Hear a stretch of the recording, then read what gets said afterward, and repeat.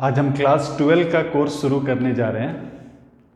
इस कोर्स के बारे में मैं संक्षेप में बता देता हूँ। ये जो कोर्स है ये क्लास 12 सीबीएसई बोर्ड को कवर करेगा। 12 सीबीएसई, बाकी जो आईसीएसई बोर्ड है और लोकल बोर्ड है उनके लिए भी यूजफुल होगा।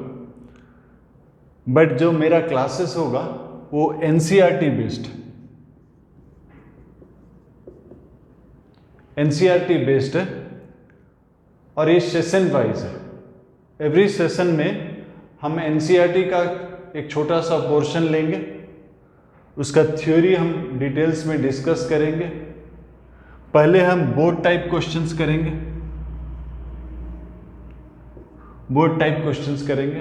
उसके बाद नीट टाइप के कुछ क्वेश्चंस करेंगे, उसके बाद जेईई मेंस,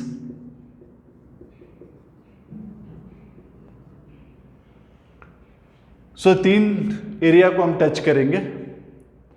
बोर्ड का कंप्लीट थ्योरी डिस्कशन, डेरिवेशन सब कुछ रहेगा। बोर्ड के लिए ये जो कोर्स है ये कंप्लीट रहेगा।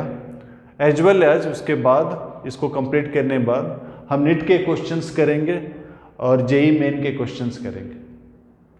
तो इसके लिए हमने एक स्टडी मटेरियल डेवलप किया है जो आप डाउनलोड कर सकते हैं। मैं डिस्क्रिप्शन बॉक्स में डाल दूंगा और कमेंट सेक्शन में भी डाल दूंगा, उसको आप डाउनलोड कर लीजिए। ये जो मटेरियल है ये कंप्लीट है और आपको बाहर से कोई ज़रूरत नहीं पड़ेगा। आपका बोर्ड प्रिपरेशन के लिए, नीट प्रिपरेशन के लिए, जेईई मेन प्रिपरेशन, ये तीनों प्रिपरेशन के लिए मटेरियल कंप्लीट है। मटेरियल में थ्योरी कंप्लीटली डिटेल्स में दिया गया है, मतलब बोर्ड के लिए और कोई बुक फॉलो करने की ज़रूरत नहीं है। थ्योरी डिटेल्स में दिया गया है। सॉल्व एग्जाम्पल्स, हर टाइप का सॉल्व एग्जाम्पल्स है, आप उसको ध्यान से पढ़िएगा। उसके बाद आपका प्रैक्टिस के लिए प्रैक्टिस पेपर दिया है। हर सेशन के बाद, हर सेशन शुरू होता है थ्योरी से, detail theory followed by solve examples, उसके बाद एक प्रैक्टिस पेपर। तो मैं समझता हूँ ये जो मटेरियल है वो कंप्लीट है, आपको बाहर से और कोई ज़रूरत नहीं पड़ेगा। बोर्ड के लिए, नीट के लिए और जेईई मेन के लिए ये कंप्लीट है।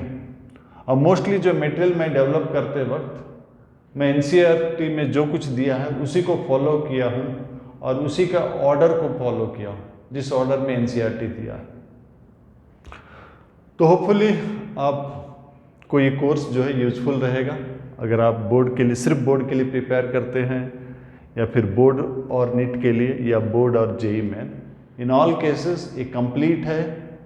आई एम वेरी श्योर ये आपको यूजफुल रहेगा। तो चलिए शुरू करते हैं।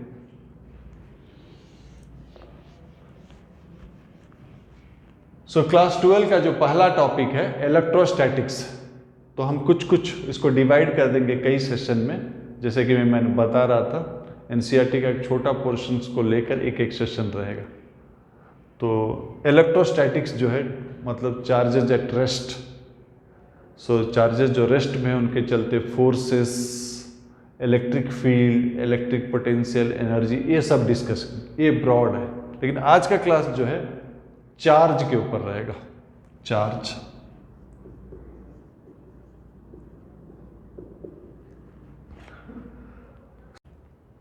तो हम शुरू से शुरू करते हैं, किस तरह से चार्ज का डेवलपमेंट हुआ। Concept of development of charge, यहां से शुरू करते हैं। तो चार्ज का डेवलपमेंट जो है दो बॉडीज को रब करने से उसके बीच में जो अट्रैक्शन और रिपल्सन है वहां से शुरू होता है। एक ग्लास रॉड लीजिए, उसको आप किसी वूल या सिल्क में रब कीजिए। एक ग्लास रॉड लिए और उसको रब किए अगेंस्ट वूल या फिर सिल्क और उसको सस्पेंड कर दीजिए। एक ग्लास रॉड है, इसको आपने रब किया अगेंस्ट वूल और सिल्क और इसको आपने सस्पेंड कर दिया। सस्पेंशन जो है सेंटर ऑफ ग्रेविटी से होना चाहिए ताकि ये बैलेंस्ड रहे। और एक ग्लास रॉड लीजिए, उसको भी रब कीजिए अगेंस्ट वूल या सिल्क। रब करने के बाद इसको इसके पास लीजिए, ये एक ग्लास रॉड है और एक ग्लास रॉड को इसके पास लीजिए।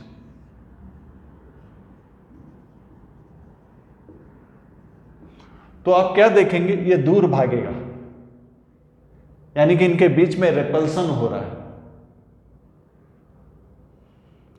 अब एक काम कीजिए, एक ग्लास रॉड हटा दीजिए, जिस वूल के ऊपर आपने रब किया था वो वूल जो क्लॉथ है, वूल का जो क्लॉथ है या सिल्क का जो क्लॉथ है, उसको पास लाइए। ये सपोज एक क्लॉथ है, इसको पास लाइए। एक ग्लास रॉड है, ये वूल है। आप क्या देखेंगे, ये पास आ रहा है, अट्रैक्शन हो रहा है।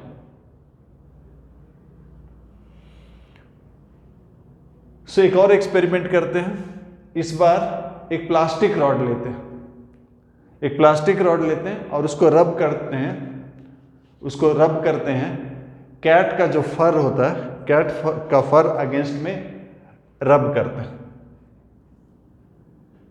रब करके उसको सस्पेंड कर देते हैं। इसी तरह से through centre of gravity suspend कर देते हैं ताकि वो बैलेंस रहे। इस बार ये जो है प्लास्टिक रॉड, उसी तरह और एक प्लास्टिक रॉड लेते हैं, उसको भी उस फर के अगेंस्ट में रब करते हैं, रब करके इसके पास लाते हैं। तो हम क्या देखते हैं, सेम रिपल्सन हो रहा है, रिपल्सन हो रहा है, ये दूर भागेगा। लेकिन अगर ये प्लास्टिक रॉड को हटा देते हैं, जिस फर का अगेंस्ट में आपने रब किया था उस फर को अगर आप लाते हैं तो ये अट्रैक्शन होता है। तो हमने ग्लास रॉड को रब किया अगेंस्ट वूल और एक ग्लास रॉड को लाया और एक ग्लास रॉड को लाया, तो रिपल्सन हो रहा है। लेकिन अगर हम वूल को लाएं तो अट्रैक्शन हो रहा है। इसी तरह प्लास्टिक रॉड है, हमने कैट का जो फर है उसका अगेंस्ट में रब किया, सस्पेंड किया और एक प्लास्टिक रॉड को भी रब करके लाया, ये भी प्लास्टिक है, तो रिपल्सन हो रहा है। वही अगर हम फर को ला रहे हैं तो अट्रैक्शन हो रहा है। एक और एक्सपेरिमेंट करते हैं। ये जो ग्लास रॉड सस्पेंडेड है, ये ग्लास रॉड है, through centre of gravity suspend कीजिए ग्लास रॉड, और इस बार जो प्लास्टिक रॉड को पास में लाई, प्लास्टिक, तो अब आप क्या देखेंगे, अट्रैक्शन हो रहा है। तो यहां से हम क्या कंक्लूड करते हैं, तो ये ग्लास रॉड था, ये ग्लास रॉड था। अब बिल्कुल रब मत कीजिए, दोनों को पास लीजिए, उनके बीच कोई अट्रैक्शन कोई रिपल्सन नहीं हुआ। लेकिन जब रब करने के बाद बदल गया, स्थिति बदल गया, तो क्या बदलाव आया, यहां भी आपने देखे, जब रब करने से पहले कोई फोर्स नहीं था, रब करने के बाद कुछ तो बदलाव आ गया, जिसके चलते अट्रैक्शन भी हो रहा है, रिपल्सन भी हो रहा है। तो बदलाव दो तरह का है, रिपल्सन हो रहा है, वही अगर आप वूल लेते तो अट्रैक्शन होता। इसी तरह प्लास्टिक बीच में रिपल्सन हो रहा, प्लास्टिक फर के बीच में अट्रैक्शन होगा। ग्लास और प्लास्टिक, ग्लास रॉड और प्लास्टिक रॉड के बीच में अट्रैक्शन हो रहा। तो दो चीज हमने देखे, एक रब करने से पहले जो स्थिति था, रब करने के बाद वो स्थिति नहीं है। अब यहां पर अट्रैक्शन और रिपल्सन हो रहा। अब हम कह सकते हैं ये जो रॉड्स है ये इलेक्ट्रीफाई हो गया या फिर चार्ज हो गया, ये पहला पॉइंट। सो रब करने के बाद ये चार्ज्ड हो गया या इलेक्ट्रीफाइड हो गया। दूसरा, ये इलेक्ट्रिफिकेशन जो है एक तरह का नहीं रहा, एक तरह का रहता तो हमेशा या तो अट्रैक्शन होता या रिपल्सन होता। अट्रैक्शन भी है, रिपल्सन है, मतलब इलेक्ट्रिफिकेशन जो है दो तरह का है। नेक्स्ट, जिस वूल को के अगेंस्ट में हमने ग्लास रॉड को रब किया था, उसको अगर हम यहाँ पर टच कर देते हैं, इसको टच कर लेते हैं अगर, या फिर इसको लपेट देते हैं, उसके बाद फिर से पास लेते हैं, अब कोई अट्रैक्शन नहीं होगा। इसका मतलब जो चार्जेस प्रोड्यूस हुए थे वो एक दूसरे को न्यूट्रलाइज कर दिए, न्यूलिफाई कर दिए। इसीलिए ये जो दो अलग अलग तरह का इलेक्ट्रिफिकेशन है, दो अलग अलग तरह का चार्जेस है, इसको बेंजामिन फ्रैंकलिन ने पॉजिटिव चार्ज और नेगेटिव चार्ज नाम दिया। पॉजिटिव चार्ज और नेगेटिव चार्ज। सो ग्लास रॉड को जब हमने ऊल के ऊपर रब किया तो इसमें पॉजिटिव चार्ज डेवलप हुआ। उसी तरह प्लास्टिक को जब हमने फर में रब किया तो प्लास्टिक में नेगेटिव चार्ज डेवलप हुआ। ग्लास रॉड में पॉजिटिव डेवलप हुआ, यानी कि वूल में नेगेटिव हुआ होगा। उसी तरह प्लास्टिक में नेगेटिव हुआ, इसका मतलब फर में पॉजिटिव हुआ होगा। तो सेम टाइप ऑफ चार्जेस के बीच में रिपल्सन है। जब आपने ग्लास को वूल के पास ले गया तो अट्रैक्शन था, उसी तरह प्लास्टिक को जब आप फर के पास लिए तो अट्रैक्शन था। ग्लास के बीच में रिपल्सन, प्लास्टिक के बीच में repulsion. So same type of charge, चाहे पॉजिटिव हो नेगेटिव हो, रिपल्सन होता है। जबकि ऑपोजिट, ग्लास पॉजिटिव है, प्लास्टिक नेगेटिव है, ऑपोजिट चार्ज को अगर आप पास में लेते हो तो अट्रैक्शन होता है। तो हमें ये जो बेसिक एक्सपेरिमेंट, जो डेवलपमेंट ऑफ चार्जेस के संदर्भ में है, ये जो बेसिक एक्सपेरिमेंट से हमें क्या पता चला, जब भी हम रब करते हैं तो उनमें दो अलग अलग किस्म के चार्ज प्रोड्यूस होते हैं, जिनको हम पॉजिटिव और नेगेटिव कहते हैं। सेम टाइप का चार्ज जो है उनके बीच में रिपल्सन होता है, ऑपोजिट काइंड ऑफ चार्ज जो है उनके बीच में अट्रैक्शन होता है। तो शुरुआती दौर में इलेक्ट्रिसिटी इस तरह से प्रोड्यूस होता था, और अमाउंट ऑफ चार्ज कितना हुआ, कितना चार्ज डेवलप हुआ, उसको जानने के लिए गोल्ड लीफ एक्सपेरिमेंट किया जाता था। वो एक छोटा सा apparatus है, कुछ ऐसा है, स्कीमेटिक डायग्राम है। यहाँ पर एक मेटल में एक नॉब है, ये भी मेटल है, और एंड में दो गोल्ड लीफ है।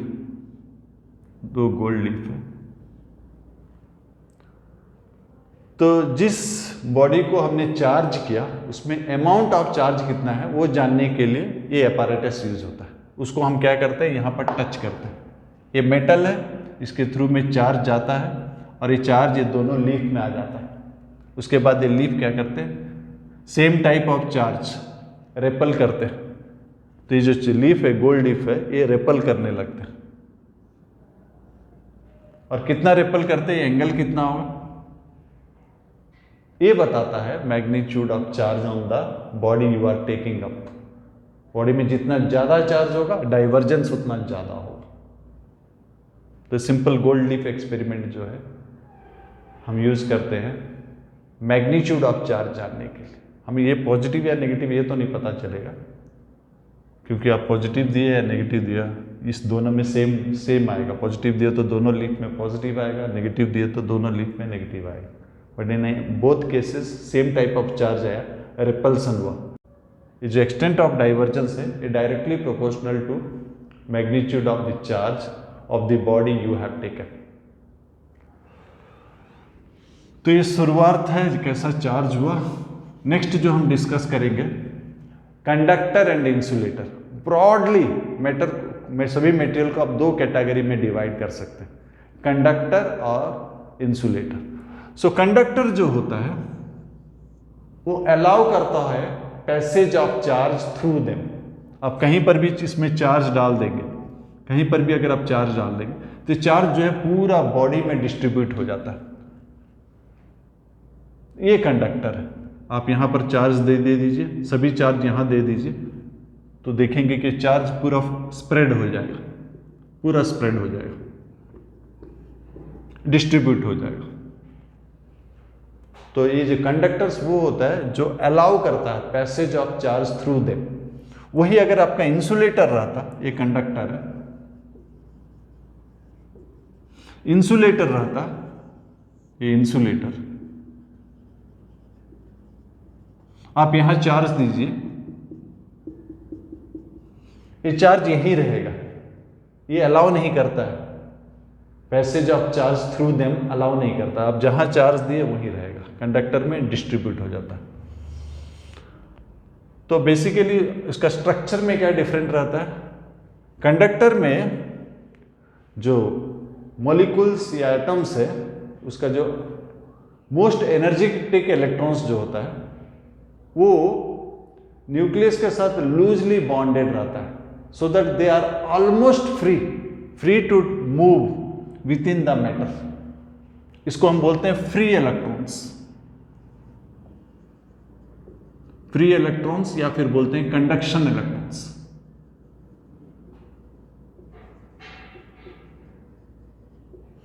फ्री इलेक्ट्रॉन्स या कंडक्शन इलेक्ट्रॉन्स, ये वो इलेक्ट्रॉन्स है जो ऑलमोस्ट फ्री रहता है मैटर के अंदर में घूमने के लिए।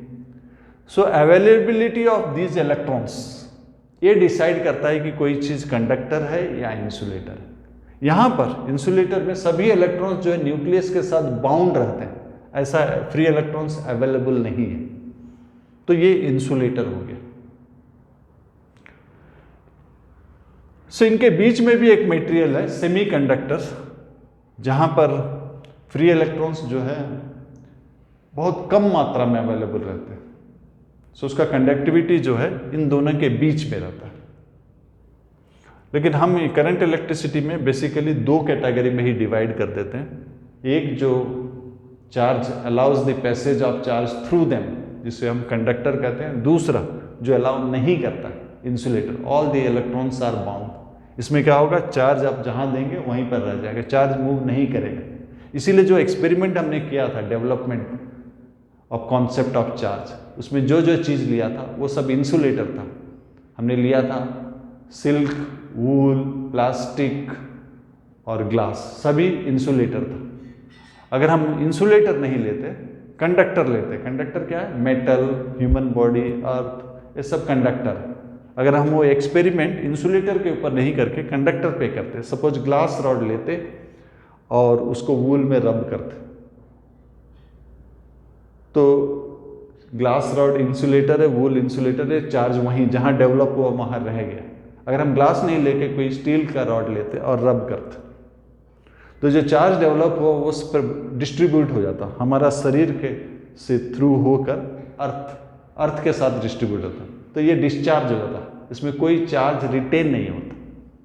इसीलिए जो डेवलपमेंट वाला में केस में हमने जो बॉडीज लिया था वो इंसुलेटर था। तो ये है आपका कंडक्टर जो अलाउ करता है passage of charge through them, insulator allow नहीं करता है। और कोई चीज़ को हम कैसे जानेंगे कंडक्टर या है या इंसुलेटर है, डिपेंड करता है ये फ्री इलेक्ट्रॉन जो ऑलमोस्ट फ्री रहते to move within the matter. एक इंपॉर्टेंट एस्पेक्ट है करंट इलेक्ट्रिसिटी में अर्थिंग, इवन इलेक्ट्रोस्टैट्स, अर्थिंग।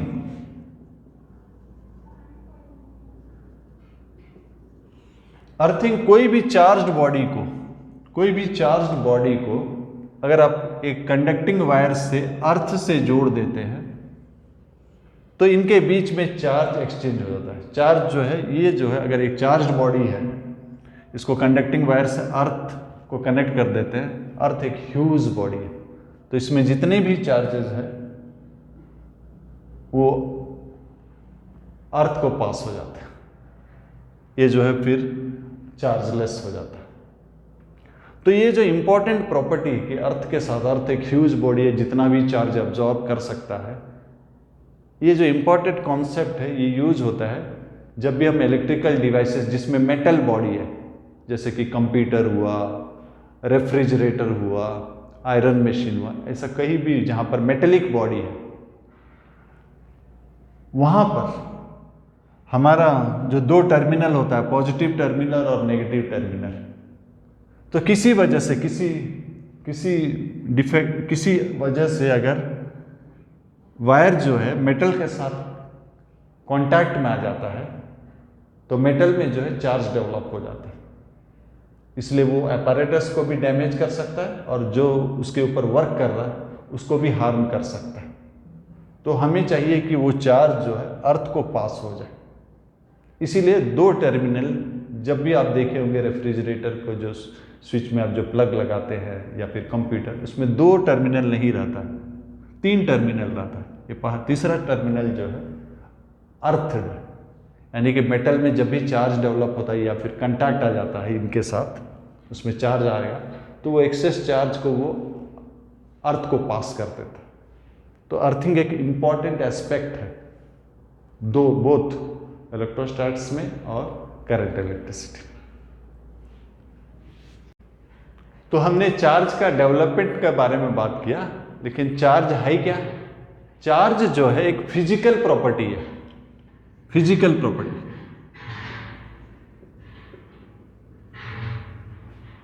किसका है सर? सब atomic particles, some fundamental particles जैसे कि इलेक्ट्रॉन, प्रोटॉन, जिसकी वजह से उनके बीच में या तो अट्रैक्शन होता है या रिपल्सन होता है। सो ये एक प्रॉपर्टी है, फिजिकल प्रॉपर्टी है सब एटॉमिक पार्टिकल्स का या फिर सर्टेन फंडामेंटल पार्टिकल्स का, जिसकी वजह से उनके बीच में अट्रैक्शन या रिपल्सन होता है। चार्ज दो तरह का होता है और हमने उनका नाम दिया पॉजिटिव और negative. So same type charge के बीच में रिपल्सन होता है, ऑपोजिट काइंड ऑफ चार्ज के बीच में अट्रैक्शन होता है। चार्ज एक स्केलर क्वांटिटी है और इसका एसआई यूनिट है कूलम। कूलम बहुत बड़ा यूनिट होता है, आमतौर पर यूज कम ही होता है। माइक्रो कूलम ज़्यादा यूज होता है। माइक्रो कूलम, माइक्रो मतलब मालूम होगा -6, 1 माइक्रो कूलम इज 10⁻⁻⁻, या फिर मिली भी कभी कभी यूज होता है, मिली -3, और भी छोटा यूनिट नैनो कूलम यूज कर सकते हैं, -9। करंट इलेक्ट्रिसिटी में अगर करंट कांस्टेंट है तो charge passing through any cross section in time t is given by current into time. यहां से आप कूलम का डेफिनेशन लिख सकते हैं। It is the charge passing through a cross section in 1 second when current is 1 ampere। So current अगर 1 empire है, time 1 second है, तो कोई भी वायर का क्रॉस सेक्शन से जो चार्ज पास होता है उसे हम 1 कूलम कहते हैं। तो हमने डिस्कस किया डेवलपमेंट ऑफ चार्जेस। चार्ज होता क्या है? एक फिजिकल प्रॉपर्टी होता है सब एटॉमिक पार्टिकल का, जिसकी वजह से अट्रैक्शन या रिपल्सन होता है। अब आगे हम डिस्कस करेंगे कि हम चार्ज को प्रोड्यूस कैसा कर सकते हैं। तो चार्ज को हम 3 तरह से प्रोड्यूस कर सकते हैं। एक तो ऑलरेडी हम डिस्कस कर चुके हैं, बाय रबिंग या फिर फ्रिक्शनल, बाय फ्रिक्शन, उनके बीच में जो फ्रिक्शनल फोर्स होता है इसके वजह से चार्ज प्रोड्यूस होता है। तो जब हम दो चीज को रब करते हैं, तो एक बॉडी जिसमें इलेक्ट्रॉन्स लूजली हेल्ड है वो इलेक्ट्रॉन्स लूज कर जाता है। ये बॉडी और ये बॉडी, इसको आप रब कीजिए।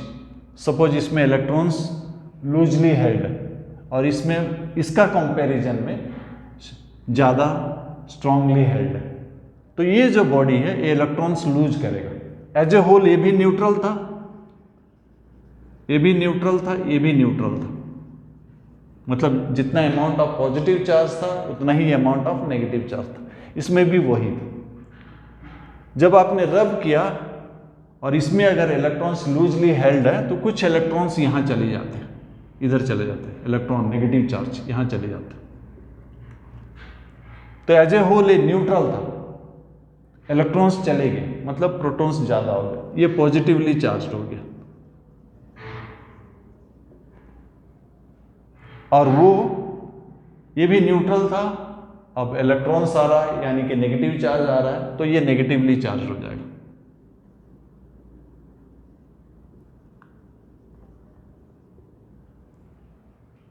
क्या मास चेंज होगा? थोड़ा सा चेंज होगा, क्योंकि इलेक्ट्रॉन्स जा रहा है, कुछ मास जा रहा है। इलेक्ट्रॉन का मास आपको मालूम है बहुत कम है, -31। एक इलेक्ट्रॉन का मास इतना होता है, बहुत कम है। फिर भी अगर पूछा जाए कैटेगरिकली, जब आप रब करते हैं क्या मास चेंज होता है? हाँ होता है। नेगेटिव चार्ज जो है वो गेन कर रहा है इलेक्ट्रॉन्स, उसका मास बढ़ जाता है, पॉजिटिव चार्ज जो है वो लूज कर रहा है, हेंस उसका मास थोड़ा सा कम जाता है। सो ये पहला तरीका है बाय रबिंग और फ्रिक्शन। दूसरा तरीका है बाय कंडक्शन। बाय कंडक्शन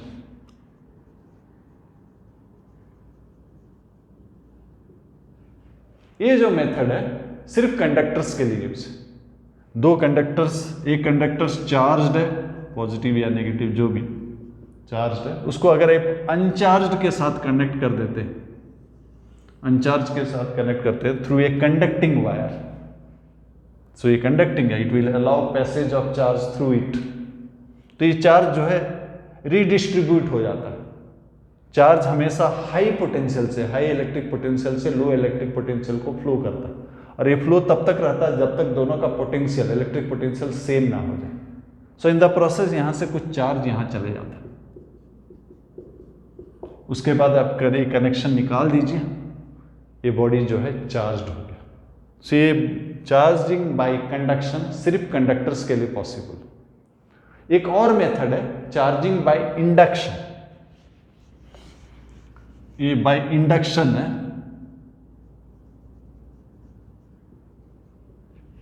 यहां पर क्या करते हैं, एक चार्ज्ड बॉडी लेते हैं, ये चार्ज बॉडी है, चार्ज बॉडी है से पॉजिटिव चार्ज है, और एक अनचार्ज बॉडी को इसके करीब लाते हैं, अनचार्ज बॉडी को इसको करीब लाते हैं। ये जो चार्ज बॉडी है इसका नियर एंड में opposite kind of charge induce करता है, और फार्दर एंड में same type of charge induce करता है। सो टोटल चार्ज, ये न्यूट्रल बॉडी था, इसका टोटल चार्ज 0 है, ओनली चार्ज जो है, चार्ज का जो रीडिस्ट्रीब्यूशन हो जाता है, टोटल चार्ज अब भी 0 है। नेगेटिव चार्ज जितना यहां सामने की ओर आया उतना पॉजिटिव चार्ज दूसरी तरफ दूर वाला एंड में रह गया। तो ये एज ए होल अगर आप इसको आप ले जाएंगे तो फिर से न्यूट्रल हो जाएगा। लेकिन अगर आप एक कंडक्टर को यहां कनेक्ट कर देंगे, एक कंडक्टर को कनेक्ट कर देंगे तो ये पॉजिटिव चार्ज कुछ यहां चला जाएगा। उसके बाद आप ये कनेक्शन तोड़ दीजिए, ये कनेक्शन तोड़ दीजिए, इसको दूर ले जाइए, इसको ले जाइए, इसको दूर ले जाइए। तो ये न्यूट्रल था, जितना नेगेटिव इंड्यूस हुआ था उतना पॉजिटिव इंड्यूस हुआ था। आपने क्या किया, एक और कंडक्टर के साथ ज्वाइन किया तो कुछ पॉजिटिव उधर चला गया, तो ये पॉजिटिवली चार्ज हो गया। अब ये दोनों बराबर नहीं रहा, नेगेटिव चार्ज ज़्यादा, सो ये जो टोटल चार्ज इसका नेगेटिव रह गया, और ये अगर कंडक्टर है तो रीडिस्ट्रीब्यूशन हो जाएगा, कंडक्टर है तो रीडिस्ट्रीब्यूशन हो जाएगा। अगर इंसुलेटर है तो insulator doesn't allow passage of charge. Induction में आप और एक तरीका भी कर सकते हैं। ये चार्ज्ड बॉडी है, से पॉजिटिव चार्ज, एक अनचार्ज बॉडी को लाइए, अनचार्ज बॉडी के लाइए, नियर एंड में opposite kind of charge develop होगा, फर्दर एंड में सेम टाइप ऑफ चार्ज, तो टोटल चार्ज इंड्यूस जो है 0 है, जस्ट वो शिफ्ट हो गया, एक साइड नेगेटिव आ गया, एक साइड पॉजिटिव आ गया। अब इसको अर्थ कर दीजिए, कंडक्टिंग वायर से अर्थ के साथ जोड़ दीजिए। सो ये जो पॉजिटिव चार्ज है ये लीक हो जाएगा अर्थ को। उसके बाद आप इसको ले जाइए और ये अर्थिंग कनेक्ट हटा दीजिए। ये चार्ज जो है थ्रू कंडक्टिंग वायर अर्थ को चला गया। सो ये जो बॉडी है it will be left with negative charge. So ये नेगेटिवली चार्ज डेवलप हो गया। उसी तरह आप चाहे तो पॉजिटिवली चार्ज भी डेवलप कर सकते हैं। जो बॉडी आपने लाया था, पॉजिटिव चार्ज बॉडी लाया था, तो इसमें आपने नेगेटिव चार्ज रह गया। उसी तरह आप नेगेटिव चार्ज बॉडी लेके आएंगे तो इसमें पॉजिटिव चार्ज आएगा। सो ये तीसरा मेथड है बाय इंडक्शन। सो ये 3 तरह से हम एक बॉडी को चार्ज कर सकते हैं, फ्रिक्शन, कंडक्शन, इंडक्शन। ये तीनों मेथड के अलावा भी और मेथड्स है जिसमें बॉडी को हम चार्ज कर सकते हैं। एक है फोटो इलेक्ट्रिक एमिशन। सो अगर कोई फोटो सेंसिटिव मटेरियल है उसमें अगर हम लाइट डालते हैं ऑफ हाई फ्रीक्वेंसी और लोअर वेवलेंथ तो ये क्या करता है, इलेक्ट्रॉन इजेक्ट करता है। एज ए होल न्यूट्रल था, इलेक्ट्रॉन इजेक्ट किया तो ये पॉजिटिवली चार्ज हो जाता है। और तरीका है फील्ड एमिशन। कोई भी बॉडी को अगर हाई इलेक्ट्रिक फील्ड में रखते हैं तो इलेक्ट्रिक फील्ड जो है चार्जेस के ऊपर फोर्स एक्सर्ट करता है, और ये फोर्स अगर गुड एनफ है इलेक्ट्रॉन को अपना न्यूक्लियर पुल से निकालने के लिए, सरफेस से अगर निकाल लेता है तो बॉडी जो है, जो न्यूट्रल था, इलेक्ट्रॉन निकल जाने के बाद पॉजिटिवली चार्ज हो जाता है। एक और तरीका से हम चार्ज कर सकते हैं, वो है थर्मो आयनिक एमिशन। अगर हम हीट करें और टेम्परेचर इतना ज़्यादा है कि इलेक्ट्रॉन को सरफेस से निकाल पाता है, तो इलेक्ट्रॉन्स निकल गया तो बॉडी जो है पॉजिटिवली चार्ज होगा। So apart from the earlier 3 methods, rubbing, conduction, induction, ये 3 मेथड भी है, photo electric effect, field emission और थर्मो आयनिक एमिशन। सो हमने देखा था सेम काइंड ऑफ चार्ज के बीच में रिपल्सन होता है, ऑपोजिट काइंड ऑफ चार्ज के बीच में अट्रैक्शन होता है। तो एक हम चार्ज बॉडी ले लेते हैं, से चार्ज बॉडी है और ये अनचार्ज्ड, इनके बीच में क्या होगा, इलेक्ट्रिक फोर्स होगा या नहीं होगा? चलिए देखते हैं। ये जो चार्ज बॉडी है, ये अनचार्ज बॉडी का नियर एंड में opposite kind of charge induce करता है। एज ए होल ये न्यूट्रल है, सो नेगेटिव चार्ज यहाँ अगर इंड्यूस हुआ, same amount of positive charge दूर वाला एंड में इंड्यूस होगा। सो ये दोनों जो है ऑपोजिट काइंड ऑफ चार्ज, इनके बीच में अट्रैक्शन होगा, और इन दोनों के बीच में सेम टाइप ऑफ चार्ज है, रिपल्सन होगा। तो चार्जेस का अमाउंट सेम है, यहां जितना नेगेटिव है यहां उतना पॉजिटिव, लेकिन डिस्टेंस सेम नहीं है। ऑपोजिट काइंड के बीच में जो डिस्टेंस है वो कम है, यानी कि अट्रैक्टिव फोर्स जो है इस फोर्स से, रिपल्सिव फोर्स से ज्यादा होगा। सेम काइंड ऑफ चार्ज के बीच का डिस्टेंस ज्यादा है, ये डिस्टेंस कम है, सो ये फोर्स इससे ज्यादा है। सो अट्रैक्टिव फोर्स एफ अट्रैक्शन जो है ज्यादा है एफ रिपल्सन से। इसका मतलब नेट क्या होगा, अट्रैक्शन होगा। सो कभी भी दो बॉडीज के बीच में अट्रैक्शन हो रहा है तो हम ये कंक्लूड नहीं कर सकते हैं कि उनके बीच में ऑपोजिट काइंड ऑफ चार्ज। ये भी हो सकता है कि एक चार्ज्ड है, एक अनचार्ज्ड। लेकिन अगर दो बॉडी के बीच में रिपल्सन हो रहा है तो हम कंक्लूड कर सकते हैं कि उनमें same kind of charge. So repulsion जो है वो श्योर टेस्ट है इलेक्ट्रिफिकेशन का। हालांकि उसका भी थोड़ा बहुत वायलेशन हो सकता है एक्सट्रीम केसेस में। एक एग्जांपल ले लेते हैं, सपोज ये पॉजिटिव चार्ज और एक बॉडी है उसमें भी पॉजिटिव चार्ज है, बट बहुत स्मॉल अमाउंट में और बहुत ही बड़ा सा मेटेलिक बॉडी है, बहुत ही बड़ा सा मेटेलिक बॉडी और उसमें small amount of positive charge. तो जब हम इसको करीब लाएंगे तो इसका नियर एंड में नेगेटिव होगा, फर्दर एंड में पॉजिटिव होगा, और ये पॉजिटिव थोड़ा ज़्यादा होगा क्योंकि ऑलरेडी इसमें positive small amount of positive charge था। इंडक्शन के चलते इनका अमाउंट सेम है, but already positive amount charge था तो ये पॉजिटिव थोड़ा ज़्यादा होगा। सो ये डिस्टेंस जो है बहुत ही कम है कंपेयर टू दिस। उस केस में होगा क्या, एक फैक्टर जो है कि पॉजिटिव चार्ज ज़्यादा है, दूसरा फैक्टर जो है ऑपोजिट काइंड ऑफ चार्ज के बीच में डिस्टेंस कम है, तो ये फोर्स और ये फोर्स इक्वल नहीं होगा। अट्रैक्टिव फोर्स जो है ज़्यादा होगा, रिपल्सिव फोर्स जो है कम होगा। इसलिए सेम काइंड ऑफ चार्ज के बीच में भी अट्रैक्शन हो सकता है, बट जैसे कि मैंने कहा एक एक्सट्रीम एग्जाम्पल है, एक ह्यूजली चार्ज्ड है, ये बहुत लाइटली चार्ज्ड है और एक बड़ा सा बॉडी है, तो हम एक्सट्रीम केसेस नहीं ले सकते। जनरल केस अगर हम बात करें तो हम बोल सकते हैं रिपल्सन जो है वो श्योर टेस्ट है इलेक्ट्रिफिकेशन का। आगे डिस्कस करते हैं properties of charge. So 3 property है। पहला जो है चार्जेस जो है एडिटिव इन नेचर है। चार्ज एक स्केलर क्वांटिटी है, तो हमारे पास अगर इस एक ये ऑब्जेक्ट है, इसमें अगर हम ऐड करते हैं 5 माइक्रोकूलम ऐड करते हैं, उसके बाद -3 माइक्रोकूलम ऐड करते हैं, तो इसमें जो है टोटल चार्ज जो है 2 microcoulomb. So charges being scalar additive in nature होता है। सो ये पहला प्रॉपर्टी है। दूसरा जो प्रॉपर्टी है conservation property. Charges can neither be created not destroyed, it can only be transferred from one body to other. So total charge 2 body है, ये 2 बॉडी है, इनको आप कनेक्ट कर दीजिए, दोनों कंडक्टिंग है, कंडक्टिंग वायर से कनेक्ट कर दीजिए। सो कनेक्ट करने से पहले इसमें सपोज चार्ज था Q1 और उसमें चार्ज था Q2।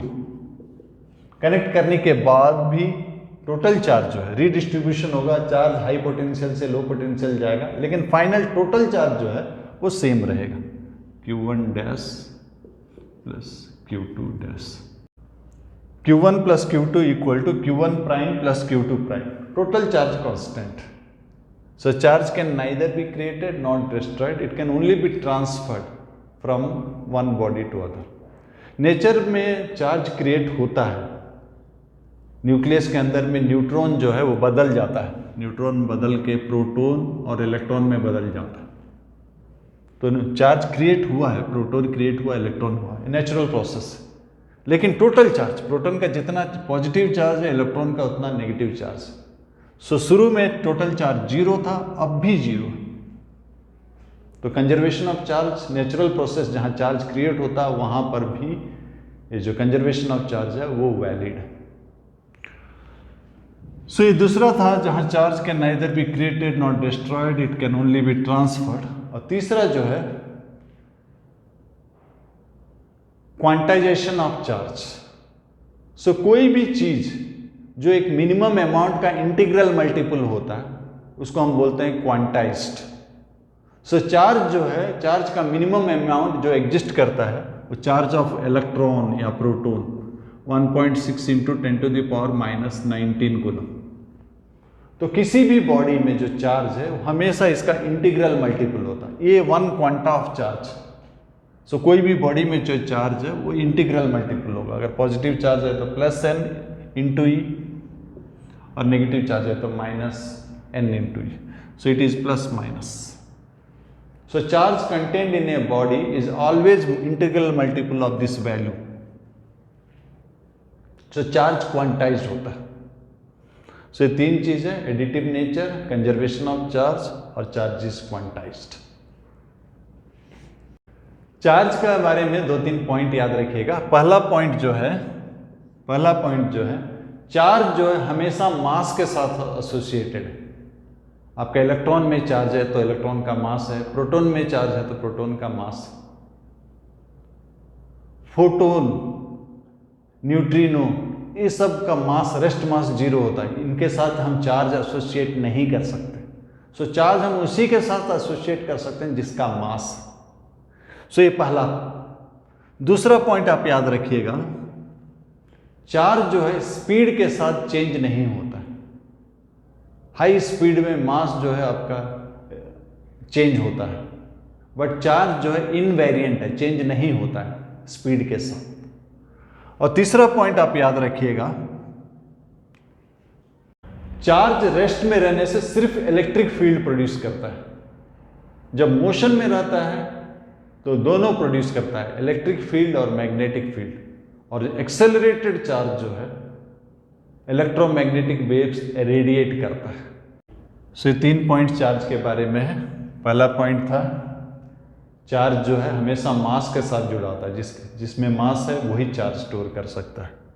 दूसरा, चार्ज जो है स्पीड के साथ वेरी नहीं करता है। और तीसरा, चार्ज अगर रेस्ट में है तो सिर्फ इलेक्ट्रिक फील्ड प्रोड्यूस करता है, मोशन में है तो बोथ इलेक्ट्रिक और मैग्नेटिक फील्ड। और अगर चार्ज एक्सेलरेटेड है तो वो रेडिएट करता है इलेक्ट्रोमैग्नेटिक वेव्स। चार्ज और मास के बीच में हम थोड़ा बेसिक डिफरेंसेस जान लेते हैं। पहला जो डिफरेंस है, चार्ज जो है दो तरह का होता है, पॉजिटिव और नेगेटिव, लेकिन मास जो है सिर्फ पॉजिटिव होता है, नेगेटिव मास होता नहीं। ये पहला डिफरेंस है। दूसरा जो है क्वांटाइजेशन, चार्ज जो है क्वांटाइज्ड है। क्वांटाइज्ड है मतलब उसका एक मिनिमम वैल्यू होता है और हर चार्ज जो है उस मिनिमम वैल्यू का इंटीग्रल मल्टीपल होता है। वो जो मिनिमम वैल्यू है E है 1.6 इंटू 10⁻⁹।